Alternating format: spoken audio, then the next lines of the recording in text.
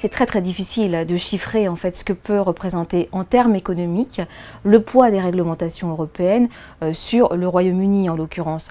Alors du côté des eurosceptiques, on dit que ce poids est important, on dit qu'il pourrait représenter 33 milliards de livres.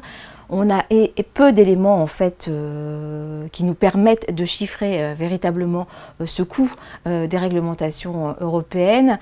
Ce qui est vrai, c'est que si le Royaume-Uni sortait de l'Union européenne, le Royaume-Uni reprendrait complètement la main sur la définition des normes et des réglementations qu'il souhaite mettre en place pour ses entreprises. Donc du côté des Britanniques, qui souhaitent garder une souveraineté du Royaume-Uni très importante, c'est un point fort de dire que voilà, le Royaume-Uni aujourd'hui n'est pas libre de décider des réglementations qu'il veut mettre en place et des normes. Donc une sortie du Royaume-Uni de l'Union européenne lui permettrait de regagner cette souveraineté.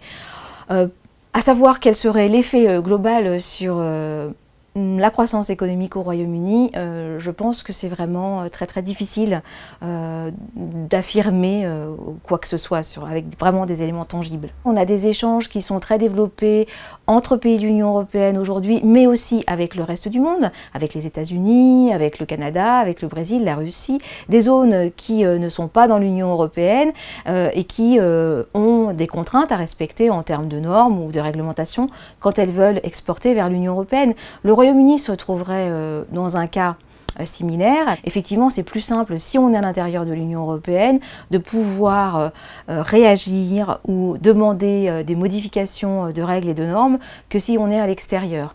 Ensuite, jusqu'à quel point ça représente une contrainte pour les entreprises britanniques de devoir respecter ces normes aujourd'hui, ou à quel point ça deviendrait une contrainte si le Royaume-Uni sortait de l'Union européenne.